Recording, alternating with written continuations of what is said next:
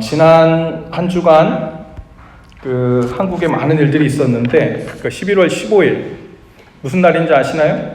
한국에서 대학 수능 시험이 있었죠. 우리 이제 시험 본 지도 한참 오래됐고 또 이제 우리와는 조금 거리가 있어가지고 잊혀질만 한데 매년 수능 시험을 보는 앞뒤로 여러 일들이 있으면서 뉴스에 많이 나는데 이번에도 당일날 이게 뉴스가 올라왔다가 얼마 있다가 이게 삭제가 됐더라고요. 보니까 전라도 순천에서 수능 직후에 한 학생이 22층에서 투신 자살을 한 일이 보도가 되었어요. 이 고인과 또 가족들 위해서 또 위로와 또 하나님의 은혜를 위해서 함께 기도해 주실 수 있기를 바랍니다. 자세한 사정은 알 수 없지만 분명한 것은 아마 그 학생이 느낀 심리적 압박감이 보통이 아니었을 것이라는 것, 그리고 어쩌면 시험을 잘 못 봤겠죠, 생각한 것보다. 그리고 난 후에 나는 이제 내 인생에 소망이 없다, 그리고 세컨 찬스가 없다, 그런 다시 일어서지 못할 정도로 마음의 급 절망과 실망이 있었을 것으로 생각됩니다. 너무 안타까운데요, 그 절망의 마음을 붙잡아줄 손이 없었던 거죠. 혹은 붙잡아줄 손은 있었지만 그 학생이 아마 마음속에 그것이 나를 일으키고 붙잡아줄 손이라고 생각하지 못했던겠죠. 둘 중에 하나일 것입니다. 이 뉴스를 보면서 예수님 믿으며 산다고 하는 우리 그리스도인들이 생각났어요. 적지 않은 경우에 믿음 좋다고 하는 사람들이 주님이 인도해 주고 계시다는 믿음을 갖고 있는 분들 또한 갑자기 기대치 못한 큰 실망, 수능에 잘못 봤다거나 하는 이 정도의 실망일까요? 그런 상황을 만났을 때 과연 우리 믿는 자들은 어떻게 반응하고 있는가? 믿는 자로 반응한다는 건 뭔가? 그거에 대한 생각을 좀 하게 됐어요. 많은 그리스도인들이 믿음으로 사는 삶에 대해 큰 오해가 있습니다. 때로는 이렇게 되었으면 좋겠다 하는 기대와 바람을 갖고요, 그걸 가지고 하나님께 기도해요. 주님, 이렇게 꼭 되게 해주세요. 주님은 저를 사랑하시니까, 주님 말씀대로 저는 하나님의 자녀가 되었으니까 주님, 오래 걸리더라도 좀 어려운 일처럼 보이지만 주님은 전능하시니까 꼭 이루어 주시겠지요 하는 그런 반드시 될 것으로 굳게 믿는 마음이 생깁니다. 그것이 나쁜 것은 아닐 거예요. 그런데 마음속에 의심의 마음이 올라오면요, 그 의심의 마음이 부정탈까봐 더욱 생각을 집중해서 이 일이 반드시 될 줄로 믿습니다 하는 마음을 더욱 굳게 붙들죠. 그리고 그것이 믿음이라고 생각해요. 그리고 그 일이 기대했던 대로 진행되지 않거나 안 좋은 결과가 나오면 이 둘 중에 하나로 반응하게 됩니다. 내 믿음이 너무 부족했나 보다, 미처 이 기도가 응답될 만큼 내 믿음이 충분하지 못했나 보다 하고 마음에 탓을 하거나, 그래서 다음엔 더 순수하게 단단히 마음 먹고 믿어봐야지 하고 그렇게 반응하든지, 아니면 마치 믿었던 하나님께 배신당한 것처럼 삐져버리든지 하는 태도를 갖습니다. 그러니까 생각보다 자아도취적인 이러한 과정의 생각을 믿음의 삶이라고, 신앙생활이라고 믿고 사는 사람들이 적지 않아요. 그런 믿음을 가지고 있는 사람들의 삶에 나타나는 특징이 있어요. 하나는 신앙생활에 아주 기복이 심하다는 겁니다. 뭔가 잘 될 것 같은 징조가 조금이라도 보이면 그것을 확 잡아가지고 내 믿음의 근거, 소망의 근거로 삼아요. 소망의 근거는 좋은데 그렇게 안 되면 큰일 날 것처럼 하나님께 급 부담을 줍니다. 주님께 확인도 안 된 것을 가지고 너무 큰 확신을 가지고 붙드는 경향들이 생겨요. 그러다 보니 기대했던 대로 되지 않으면 도대체 신앙생활이란 게 뭔가, 이런 혼란에 빠지게 되고, 또 큰 시험에 들었다고 그 늪에서 빠져나오기 어려워하기도 하고요.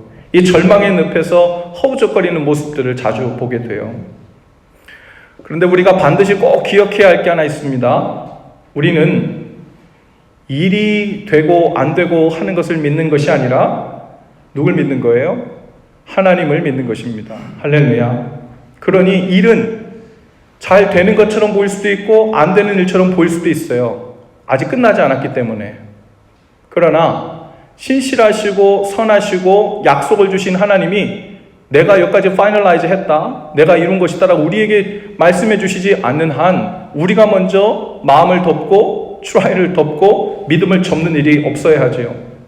아무리 그 일이 거룩해 보이는 일이고 하나님께 속한 일 같고 하나님의 방법 같고 꼭 내가 계획한 것을 하나님께서 동의해 주실 것 같고 그런 마음이 들더라도 착각하지 말아야 합니다.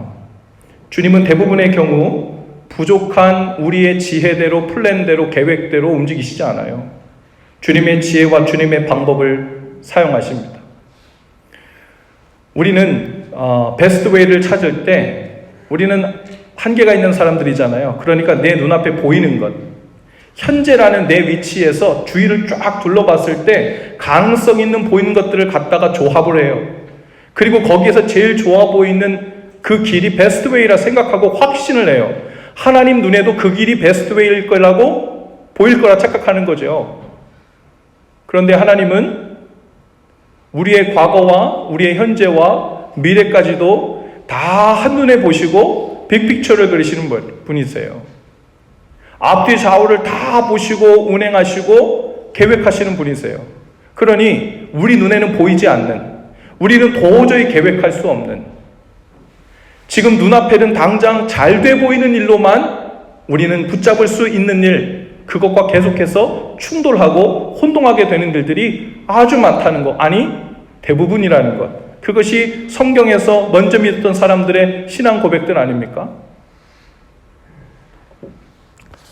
이사야 55장 8절에 그래서 이렇게 이야기합니다. 이는 내 생각이 너희의 생각과 다르며 내 길은 너희의 길과 다름이니라. 여호와의 말씀이니라. 주님은 일을 하나 되게 만들고 안 되게 만들고 하는 일보다 훨씬 더 크고 중요한 계획을 우리를 위해 갖고 계십니다. 그 관심, 그것은 무엇일까요? 그 일이 진행되는 것과 함께 훨씬 더 중요한 가치, 즉 그 일을 통해 우리를 향한 주님의 뜻이 무엇인지를 보여주시는 거예요. 주님의 신실하심과 사랑을 그 일을 통해 나타내 보여주시는 거예요. 약속을 성취하시는 분이시라는 살아계신 하나님을 깨닫게 만들어주는 겁니다. 왜 그렇게 할까요? 그 일을 통하여 이제는 환경이 이렇게 변해도 저렇게 변해도 가능성이 있어 보여도 안 있어 보여도 거기에 흔들리지 말고 하나님을 흔들림 없이 경외하며 살도록 하려고 하나님은 그 일들을 사용하시는 거예요. 그 일들이 파이널 데스티네이션이 아니라고요. 그러니 그 일은 많은 경우 우리의 생각처럼 쇼컷으로 그 일을 빨리 성취하고 마침표 찍는 것으로 하나님 인도하시지를 않으시죠. 오늘 우리가 읽은 본문에도 그와 같은 사건이 일어나요. 여러분, 이제 하나님께서 사울을 버리셨다 그랬어요. 불순종하고 교만해서 하나님을 경외하지 않는 이 사울 왕, 이스라엘의 초대 왕을 버리시고 내가 다윗을 새롭게 세웠다고 하셨어요. 그리고 사무엘 선지자를 불러다가 이미 다윗의 머리에 왕이 된다는 표시로 기름을 부으셨어요. 엄청난 약속이죠. 그런데 이상한 것은 약속만 주시고 기름만 부으셨지 그 일이 진행이 안 되는 거예요. 그리고 어떻게 돼요? 계속 어려운 일이 일어나요. 다윗이 사울에게 쫓겨 죽음의 위협을 받으면서 수년간을 도망 다닙니다. 어쩌면 다윗의 입장에서는 그랬을지 몰라요. 하나님, 이거 뭔가 단단히 잘못됐는데요? 하나님 뭔가 실수하고 계신 것 같은데요? 이렇게 되면 안 되잖아요. 약속 주신 지가 언젠데 왕되라고 기름까지 부어놓고 제가 왜 이렇게 맨날 죽음의 위험을 감수하면서 도망 다녀야 됩니까? 이런 마음이 그 속에 왜 안 일어났겠어요? 하나님한테 기도 안 해봤겠어요? 그 기도가 간절하지 않아서 부족해서 믿음이 부족해서 하나님의 마음에 합한 자와 같다고 말씀하신 그 다윗이 그의 삶이 계속 그렇게 꼬여 들어가는 것처럼 보였을까요? 그런데 이 지금 다윗이 사울을 피해서 엔게디 광야 깊은 굴 속에 숨어 있는 중이에요. 엔게디라는 그 단어의 뜻은 염소 새끼의 샘이라는 뜻입니다. 어린 염소 새끼를 먹일 만큼의, 그리고 품을 만큼의 은혜 혹은 물 혹은 피난처라는 그런 뜻이 되겠죠. 여러분, 누군가 10명만 데리고 우리를 밤낮으로 죽이려고 쫓아다닌다고 하면 피가 마를 거예요. 어떤 것도 손에 잡히지 않을 겁니다. 그런데 사울이 정예병 3,000명을 뽑아가지고 다윗 한 사람 죽이겠다고 밤낮으로 쫓아다니고 있는 거예요. 그러니 그 마음의 평안이 어떻게 유지가 되겠어요? 그런데 다윗이 현실적으로는 지금 눈앞에는 염소 새끼 한 마리 몸을 숨길 수 있을 것 같은 그런 안타까운 연약한 빈약한 상황에 처해져 있지만 그 마음은 누구에게 피해져 있었어요? 하나님께 피해 있는 거예요. 할렐루야. 광야 한복판의 굴속이었지만 그 마음은 하나님의 날개 그늘 아래 피하고 있는 거예요. 우리 삶에도 여러 위협이 느껴질 때가 있어요. 무언가 중요한 일이 잘못될 것 같고 어그러질 것 같고 위험할 것 같고 어떻게 될 것만 같고 그 불안과 위협이 다가올 때 다윗처럼 하나님께 피하는 겁니다. 다윗이 그 와중에서도, 그 쫓기는 와중에서도 여호와는 나의 목자시니 내게 부족함이 없으리로다 라는 고백을 할 수 있었던 것. 우리는 그 위협적인 상황을 만나면 이러한 기도를 먼저 합니다. 하나님, 제 마음의 평안을 잃었어요. 그러니 잃은 평안을 다시 찾을 수 있게 이 문제를 빨리 해결해 주셔야 되겠습니다. 이 문제가 해결되지 않는 한 제 평안을 다시 찾을 수가 없습니다. 그런데 다윗은 그렇지 않아요. 물론 하나님, 이 문제를 빨리 해결해 달라는 기도가 왜 없겠어요? 그러나 그것과 함께 하나님, 제 마음에 여전히 이 위협이 있지만 평안을 놓칠 수밖에 없는 상황 가운데 있지만 하나님의 날개 그늘 앞에 피해서 그분 안에서 거하는 삶을 고백하는 거예요. 할렐루야. 하나님께서 우리에게 평안을 주시려면 평안이 깨어질 만한 일을 주시지 말아야지. 이 생각은 지극히 인간적인 생각이고 우리의 해석이고 우리의 바람이에요. 성경 어디에도 주님께서 우리에게 또 믿음의 사람들에게 그렇게 말씀하신 적이 없어요. 다윗은 은혜 안에 들어와 있었기 때문에 이런 일이 발생해요. 사울은 다윗을 보지 못하는데 다윗은 사울이 보이기 시작하는 거죠. 여러분, 우리가 잘 알듯이 이제 사울이 뒤를 보러 들어갔다 그래서 화장실 간 거죠. 화장실 좀 가겠다 하고서는 사람들 눈을 피해서 갈 만한 곳이 있나니까 왕의 체면이니까 굴 속에 들어간 겁니다. 그런데 다윗과 그의 부하들이 어디 있었어요? 그 굴 깊숙한 곳 끝에 들어가 있던 거예요. 사울이 들어와서 등을 돌리고서는 이를 보고 있는데 부하가 이렇게 얘기합니다. 다윗에게 지금이 바로 기회입니다. 뭐가 문제예요? 지금은 당연히 하나님께서 저 왕을 죽이라고 다윗에게 우리 장군님께 주신 기회입니다. 이것을 놓치면 하나님의 뜻을 이루지 못하는 것 아니겠어요? 저 왕을 여기서 죽이면 모든 것을 본래 그대로, 이것도 하나님이 원하는 거 아니겠습니까? 그대로 돌이키는 거잖아요. 사울을 하나님께서 버리셨다고 하셨잖아요. 이미 다윗을 왕 삼으셨다고 기름까지 부었잖아요. 그런데 지금 필요 없는 이 시간들을 왜 이렇게 웨이스트하고 다니는 거예요? 지금 이 기회 주셨을 때 하나님이 인도한 것이 분명할 테니 이 자리에서 죽이라는 거예요. 다윗이 간이 조그맸던 사람은 아닌 것 같아요. 왜냐하면 다윗이 장군이 돼서 출정하는 곳마다 가서 대승을 다 거두고 사울보다 다윗이 더 큰 장군으로 칭송을 받잖아요. 다윗이 싸움을 못해서가 아니에요. 간이 작아서도 아니에요. 골리앗도 이겨 넘어뜨린 다윗인데, 그런데 이 순간에는 마치 다윗이 간이 콩알만해진 것 같아. 무엇 때문일까요? 하나님 앞에 섰기 때문에 그래요.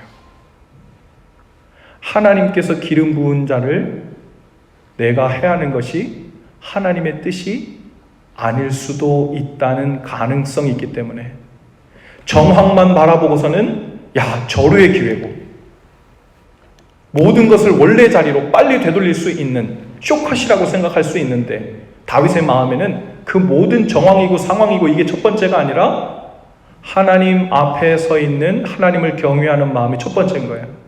혹여라도 하나님께서 기름 부신 자를 해하는 것을 하나님이 원치 않으시면 내 마음에 믹스되어 있는 마음이 있지만 이거 반올림해가지고 주님 기뻐하시겠지, 주신 기회겠지, 이렇게 가기를 원치 않았던 겁니다. 그렇게 그 마음에 있는 작은 부분까지도 하나님 앞에서 행하려고 했던 그 다윗, 하나님을 경외하기 때문에 옷자락만 살짝 베어냈다 그랬어요. 아마 왕이니까 옷을 치렁치렁 길게 입었을 겁니다. 그러니까 조금 떨어져 있어서 끝 옷자락을 어두운 가운데서 베어냈어도 눈치채지 못했겠죠. 그 후에 뒤따라 나와 다윗이 얘기하죠. 사울 왕이여, 여기를 보소서. 다윗이 당신의 옷자락입니다. 누가 생각해도 이 기회는 하나님이 나로 하여금 당신을 죽이라고 한 것처럼 보이지만 나는 당신을 죽이지 않았습니다. 내가 당신을 죽이려고 쿠데타를 모의하고 있다는 사람들의 소문 믿지 마십시오. 사울이 어떻게 해요? 이제 내가 너의 본심을 알았다 그렇게 얘기해요. 그런데 사울은 그때는 진짜였는지 모르겠어요. 하지만 그 마음속에 다윗을 시기하고 질투하고 죽이려는 마음이 계속해서 있었습니다. 사울도 처음 부름받았을 때는 얼마나 겸손한 사람이었는지 몰라요. 감히 부끄러워가지고요 타작마당에 숨었어요. 하나님께 얼굴도 못 내비치던 사람이었어요. 그런데 왕이 되고 나가는 곳마다 승승장구하고 이기고 하니까요 영토도 넓어지고 사람들이 환호하고, 이제 점점 자기가 행한 일이라는 그 마음이 섞여 들어오기 시작한 거예요. 그래서 사람들이 나와서 사울은 천천히요, 다윗은 만만히로다 하고 이렇게 외치니까 자존심이 확 상한 거예요. 그리고서는 저 다윗을 내가 죽여야 되겠구나 하는 마음이 생긴 거죠. 이 모든 일이 시작부터 끝까지 하나님께서 하신 일이라고 여전히 믿고 있었다면, 겸손하게 하나님이 주셨기 때문에 승리가 이루어진 것이라고 단단히 믿는 마음이 있었다면 사람들이 뭐라 그러든 이건 하나님이 주셨으니까 승리한 거지 이렇게 생각하고 말 거예요. 그러나 내가 행한 게 얼만데, 내가 이뤄놓은 게 얼만데 다윗은 만만이고 나는 천천밖에 안 돼? 그리고선 다윗을 죽이려는 마음이 생긴 거예요. 그 다음부터는 자기가 행하는, 자기 소견에 옳은 대로 행하려 하는 마음들이 일어나기 시작해요. 그래서 사무엘이 오기도 전에 자기가 대신 하나님께 제사도 지내고 막 전쟁을 시작하고 막 그러다가 하나님께 버림을 받게 되잖아요. 단순히 하나의 불순종이 아니라 그 마음속에 하나님이 아니라 내가 행했다는 그 마음이 섞여 들어오기 시작했을 때부터 사울이 하나님 눈밖에 나기 시작한 겁니다. 그래서일까요? 하나님께서 그 다음 왕인 다윗은 기름 부어 왕을 세웠는데 바로 왕으로 안 세운 거예요. 어디로 보낸 거예요? 광야로 보냈어요. 광야를 살다라는 얼마 전에 우리가 추천도서로 했던 그 책에 보면 이 이야기를 이런 표현을 했어요. 하나님께서 다윗을 광야로 들여보낸 이유는 하나님께서 다윗을 자기로 인한 가능성은 0으로 보고 오직 하나님만 100% 붙드는 삶의 자리로 보내려 하셨다. 0의 자리, 숫자 0. 거기까지 보내려고 하나님께서 이해되지 않는 왕을 삼았지만 고난의 길, 고통의 길로 인도하셨다라는 이야기를 해요. 하나님은 다윗을 그렇게 부르셨습니다. 철저히 하나님의 은혜 손길에 의해서 내가 왕도 되고 전쟁에서 승리도 하고 또 하나님께서 이 나라를 지켜주시기도 한다는 마음이 그 마음속에 오랫동안 자리 잡기 위해서 하나님께서 그리로 먼저 보내셨다는 거죠. 아브라함도 마찬가지입니다. 아브라함은 하나님의 약속을 받은 후에 가나안 땅에 들어가요. 그런데 우리가 잘 알듯이 아브라함이요, 자기네 자손에게서 나는 그 씨로 인해서 모든 열방이 복을 받을 거라고 약속을 주셨어요. 그런데 가나안 땅으로 이주하죠. 가나안 땅에 왔는데 무슨 일이 벌어져요? 하나님이 약속해 주신 땅인데 오자마자 극심한 가뭄이 옵니다. 하나님의 약속의 땅에 극심한 가뭄이 와요. 그리고서는 이집트로 바로 피난을 내려왔다 그랬어요. 그리고 가뭄만 온 것이 아니라 그 땅에서 5년, 10년 이거 그냥 계속 지나가는데 나이는 점점 할아버지가 돼가고 아내 사례는 할머니가 돼가고 태무는 닫혀지고 이러는데 겉으로 눈에 볼 때는 도저히 약속이 이루어질 가능성이 없어요. 그런데 하나님은 깜깜무소식이에요. 약속을 주시고서는 아무 일도 행하시지 않으세요. 나이 86세가 되었을 때 사례가 이런 의견을 내놓죠. 하나님이 씨를 주셔서 자손을 퍼뜨리게 하신다 그랬는데 아직까지 씨가 없으니 더 기다렸다가는 당신도 씨가 말라버릴 것 같으니까 내 몸종 하가를 취해서 씨를 번성케 하자고. 그렇게 해서라도 하나님의 뜻을 이루어야 되지 않겠냐고 이야기해요. 그 얘기를 듣죠. 이야기가 뭐예요? 그 마음속에 우리 자신에 대한 플랜과 가능성에 고개를 들기 시작한 겁니다. 그리고 그렇게 해서 이스마엘을 낳죠. 나중에 하나님께 어떻게 해요? 잘한 일이 아니었어요. 근데 그렇게 끝난 다음에도 5년이 지나고 10년이 지나고 더 지났는데도 하나님이 아무 소식이 없어요. 본토 친척 아비집을 떠나 가나안 땅에 온 지 25년이 되었을 때 아브라함의 나이 100세가 됩니다. 사례는 더 이상 아이를 낳을 수 없는 돌석자를 써서 성녀라는 표현을 써서 이제 아이를 출산하지 못하는 상태가 됐다 그랬어요. 이제는 아내 사례뿐만 아니라 아브라함도 씨가 없어요. 그런 상태가 됐어요. 이게 어떻게 하냐면 로마서 4장 19절에 이렇게 표현합니다. 여기서 그는 아브라함이에요. 그가 100세나 되어 자기 몸이 죽은 것 같고 사라의 태가 죽은 것 같음을 알고도 믿음이 약하여지지 아니하고 이렇게 이야기하고 있어요. 그 사라의 몸만 문제가 아니라 아브라함 쪽에서도 아이를 낳을 수 있는 가능성이 0이 된 거예요. 양쪽이 다 0이 될 때까지. 이제는 사람으로서는 방법이 없다. 할머니 할아버지들 둘 갖다 놓고 이제는 방법이 없어요. 누가 생각해도 하나님이 이루시지 않으면 할 수 없는 그 약속의 말씀이 이루어지는 그때까지 하나님께서 기다리신 거예요. 몇 년을요? 약속 주시고 25년을 기다리셨다. 그리고 나서 하나님께서만 하실 수 있는 그 능력으로 약속을 성취해 주십니다. 여러분 25년 동안 아브라함이 하나님께 또 물어보고 구했겠어요? 구하지 않았겠어요? 당연히 구했겠죠. 기도했겠죠. 제단 쌓을 때마다 하나님 약속하신 것이 이때입니까? 아니 기다려도 너무 오래 기다리는 거 아닙니까? 우리는 지금 다 할머니 할아버지가 돼가고 있는데 도대체 어떻게 하시려고 하시는 거예요?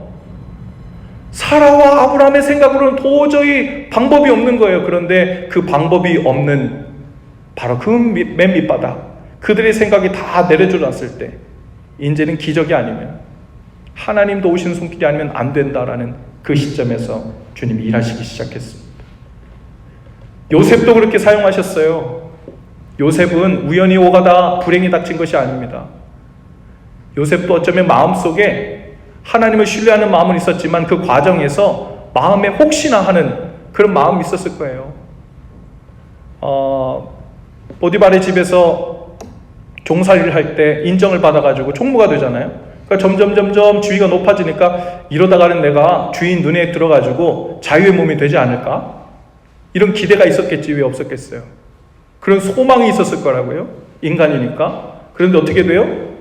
하나님이 마치 보란 듯이 억울한 누명을 써서 감옥으로 또 가게 됩니다. 감옥 가가지고 또 플랜을 짰겠죠. 물론 하나님을 신뢰하는 마음도 있었을 거예요. 하나님을 신뢰하는 마음 80%, 내 계획 20%. 그리고 마음속에 계속 그래도 소망을 두는 마음이 있었겠죠. 저 떡 맡은 관원장, 술 맡은 관원장, 내가 잘 보이고 또 꿈도 잘 해석했으니 저 사람들이 나가면 바로에게 얘기해서 자기의 억울함을 토로하고 출감할 수 있도록 해줄 거다라는 소망이 있었겠죠. 없었겠어요? 그들이 나갔어요. 가자마자 꼭 얘기해 주마 그랬는데 어떻게 했어요? 몇 해 동안 잠하듯이 잊고 있었다는 거예요. 이 요셉의 모든 작은 기대들도 다 수포로 돌아갔어요. 이제는 뭐 하나 기대할 곳이 없는. 그래서 아마 성경에 나오진 않지만 요셉이 하나님 이젠 아무런 소망도 없습니다. 주님이 저를 꺼내주시면 꺼내주시는 거고 다른 방법으로는 도저히 무엇을 해볼 도리가 없습니다라고 그 지로 포인트에 갔을 때 하나님께서 행하시는 그 손길을 보이셔서 단번에 총리로 만들어 주시죠. 그러니 누가 봐도 이 일은 하나님이 하신 일이죠. 요셉이 스스로 봐도 이건 완전히 절대적으로 하나님이 하신 일이에요. 그렇기 때문에 하나님이 이 일을 통해 이루시려는 뜻이 있다. 나는 그분의 통로다. 나는 그분의 도구다. 내 능력, 내 잘남, 내 똑똑함이 아니라 하나님이 날 사용하신다라는 마음이 철저하게 그 마음 가운데 있었던 거죠. 주중에 한 성도님을 만났어요. 부부가 열심히 노력하면서 살아보려고 애쓰고 있대요. 힘을 다해서 한번 살아보려고 서로 플랜도 짜고 노력도 많이 하고 있다고 그래요. 근데 이야기를 이제 같이 듣다 보면서 어떤 노력들을 하고 있냐, 그러니까 이런저런 노력들을 많이 하고 있대. 제가 열심히 참기도 하고 또 서로 그 환기도 시켜주고 좋은 마음 갖도록 애쓴다 그래서 미안하지만 제가 이게 초를 치는 이야기를 했어요. 미안하지만 죽을 노력을 다 해도 참고 인내하고 그냥 받아주고 용납하는 것으로만 애를 쓰는 것만으로는 해결이 안 돼요. 100% 해결이 안 돼요. 그건 처음부터 안 되는 일이에요. 왜냐하면 우리가 서로 애쓰고 서로 화내고 또 실망하고 한 마음들은 꿀꺽 참고 그 위기는 좀 넘길 수 있고 수위는 좀 낮출 수 있죠. 하지만 그 관계가 회복되는 것은 그건 잠시 홀드하고 있는 거지 근본적인 뿌리에는 손도 못 대고 있는 거거든요. 생명으로 나아가는 일은 한 가지 길밖에 없어요. 예수 안에서 우리가 죽어야 돼요. 죽어서 예수님의 생명으로 사는 그 선순환의 톱니바퀴에 타지 않는 한은 인간의 노력과 용납과 세미나 들어서 안 돼요. 죽어도 안 됩니다. 아니, 죽어야만 되죠. 죽어도 안 되는 게 아니라 죽어야만 되죠. 애쓰고 노력하는 것은 눈에 보이는 영역들에서 잠깐 영향을 줄 수 있지만 이 죽는 일은 주님 앞에서만 죽을 수 있거든요. 그리고 내가 죽어야 죄인 중에 괴수인 줄 내가 알아야 내가 죄인인 것만큼 상대가 죄인인 것이 보이기 시작하고 내가 얼마나 큰 죄인인 줄 인식이 되어야 상대방의 죄도 용납할 만한 게 된 거죠. 그러니 노력하시려면 물론 노력을 하지 말라는 게 아니고 서로 존중하고 애쓰고 다른 애씀들을 하지 말라는 것이 아니라 그것이 첫 번째가 아니라는 말이에요. 하나님을 생명처럼 붙드는 일을 위해서 노력하셔야 됩니다. 하나님 아니면 저는 죽어요. 하나님 아니면 우리 가정은 죽어요. 하나님 아니면 우리 자녀들은 다 죽어요. 그러니 하나님을 생명처럼 붙드는 일, 그 일을 위해서 첫 번째로 각오하고 노력해야 된다고. 하나님을 붙들고 기도하고 하나님께 생명을 붙들고 매달리는 일에 우선순위가 다른 것들은 다 밀려나야 돼요.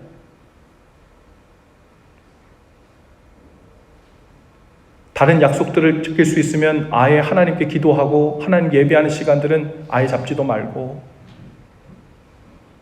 비즈니스가 있으면 비즈니스 문을 닫고서라도 하나님 앞에 약속하고 그분을 생명처럼 붙든 일을 지키려고 애써야 되고, 자녀들과 함께 온 가정적으로 우리가 하나님 앞에서 살아보려고 하는데, 너네들도 나도 하나님 앞에 이렇게 한번 애써보자.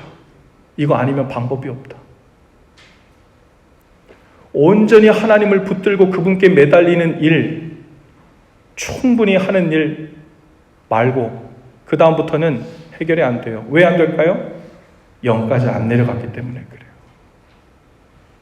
적당히 교회 다니고 적당히 신앙생활하고 적당히 하면서 우리가 가진 인간적인 방법의 노력으로도 대부분 커버가 되겠지라는 생각들을 갖고 있는 한 해결이 안 돼요.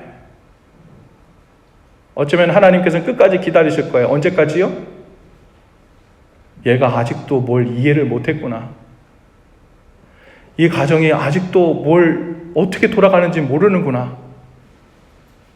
다윗을, 아브라함을, 요셉을 그 제로 포인트까지 보내서 거기서부터 하나님만 온전히 붙들고 사는 삶을 시작하게 하셔서 삶 전체를, 민족 전체를, 가문 전체를 다시 살렸듯이 내 삶도, 우리의 미래도, 우리의 학업도, 직장도, 자녀도, 부부도, 가정도 하나님께서 살리시려면 우리는 그 제로 포인트에 올라가서 시작해야 돼요. 거기까지 내려가지 않는 한은 내가 요즘 작년보다는 조금 더 하고 있는데 잘하고 있어요. 그런데 미안하지만 어려워요.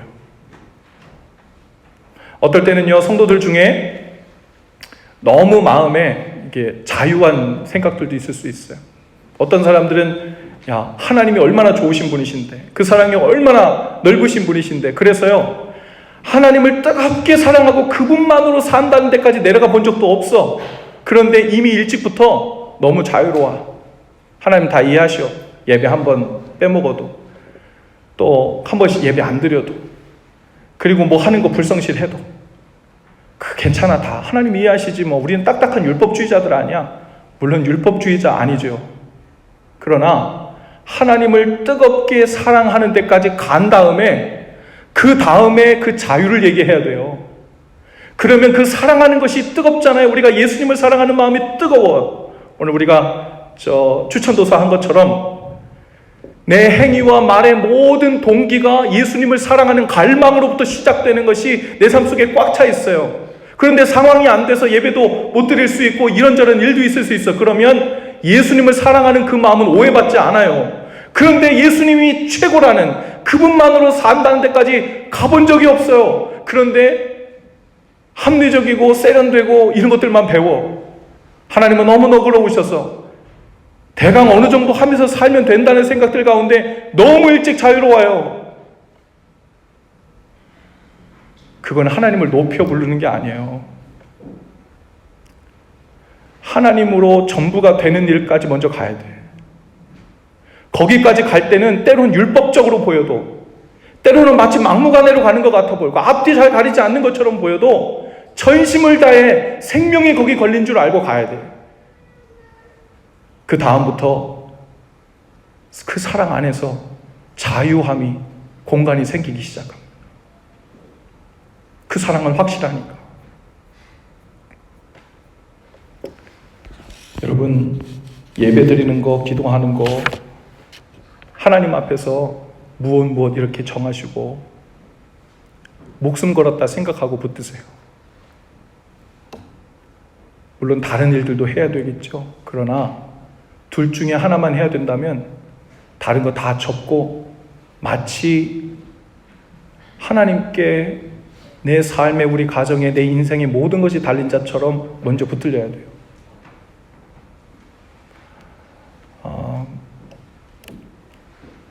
예수님을 온전히 사랑하는 삶, 그 삶 가운데 다 들어가실 수 있기를 바랍니다. 상황이나 방법이 아니라 하나님을 믿기 때문에 끝까지 맡기는 믿음. 바로 다윗이 하나님께 끝까지 맡겼어요.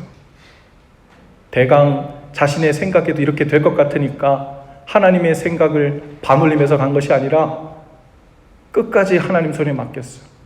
하나님께서 사울 왕을 죽일 수 있도록 기회를 주신 것이라면 왜 하나님께서 사울을 직접 제거하실 수도 없으시겠어요? 결국 하나님께 그렇게 맡기고 나니까 하나님이 그 다윗의 마음을 기뻐하셨어요. 그리고 나중에 그 사울은 블레셋과의 싸움에서 전장에서 적군들의 칼에 죽게 되죠. 오늘 하나님 앞에 끝까지 맡겨야 될 것이 무엇일까요? 어쩌면 우리는 우리의 삶을 주님 앞에 맡겼다 그러지만 도로 가져왔다, 50%만 맡겼다 하는 일들을 계속 반복하고 있는지도 몰라요. 우리의 자녀들을, 그리고 내 인생의 미래를 주님 앞에 맡겼다 그러지만 그 일들을 얼마나 온전히 쫓지 않는 삶으로 나가는지 몰라요. 오늘 주님 앞에서 그렇게 돌아보실 수 있기를 바랍니다. 하나님, 끝까지 주님을 신뢰하는 마음, 그 마음을 저에게 주옵소서. 상황을 보면 자꾸 중간에 멈추게 돼요. 일이 되다 안 되는 것 같고 되다 멈출 것 같고 하는 해석이 우리 눈에 자꾸 들어오기 때문에 그래요. 그러나 약속을 주신 하나님을 신뢰하며 가는 사람은 중간에 상황이 이래저래 변해도 멈추지 않아요. 그게 믿음으로 사는 거예요. 그것이 하나님을 믿는 자들의 삶의 태도입니다. 오늘 성령께서 우리 마음에 어떤 마음을 주시는지, 무엇을 끝까지 맡기라고 하시는지 잘 들으시고 그 앞에 믿음으로 반응하시며 나가시는 저와 여러분들 다 되실 수 있기를 주님의 이름으로 축복합니다. 우리 옆에 분 인사하시면서 상황이나 방법이 아니라 하나님을 신뢰하는 것입니다. 한번 이렇게 인사하십시다. 상황이나 방법이 아니라 하나님을 신뢰하는 것입니다.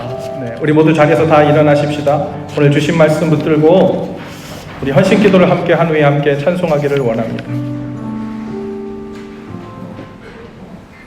함께 기도하죠. 주님 앞에서 우리는 영이 되고 주님만 신뢰함으로 끝까지 사는 진정한 믿음의 삶을 살게 하옵소서. 주님만 온전히 의지하게 하시고 사람이나 상황이 아닌 오직 하나님만 끝까지 믿는 마음을 주옵소서. 그래서 주님께 우리의 삶, 미래, 가정, 모든 계획들까지 끝까지 맡겨드리는 신실한 삶이 되게 하옵소서. 예수님 이름으로 기도합니다. 아멘. 우리 아까 찬양했던 주가 일하시네. 날이 저물어 갈 때, 빈들에서 걸을 때, 이때가 언제예요? 우리의 삶이 그 지로 포인트에 내려갈 때죠. 하나님의 손이 여전히 일하고 계시고 일할 것임을 믿는 자는 끝까지 주님 손에 맡겨드립니다. 우리의 고백입니다. 함께 고백하십시다.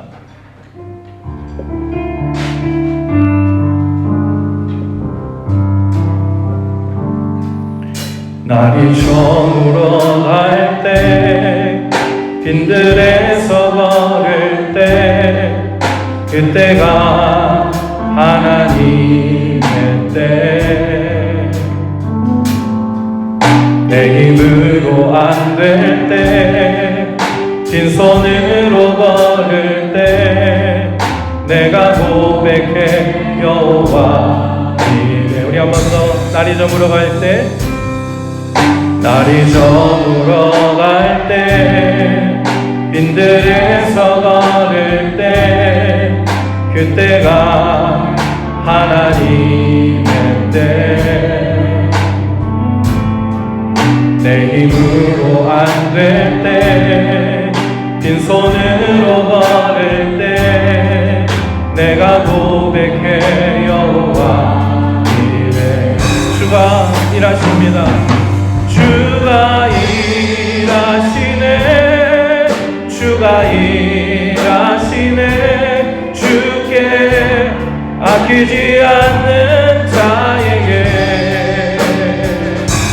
주가 일하시네. 주가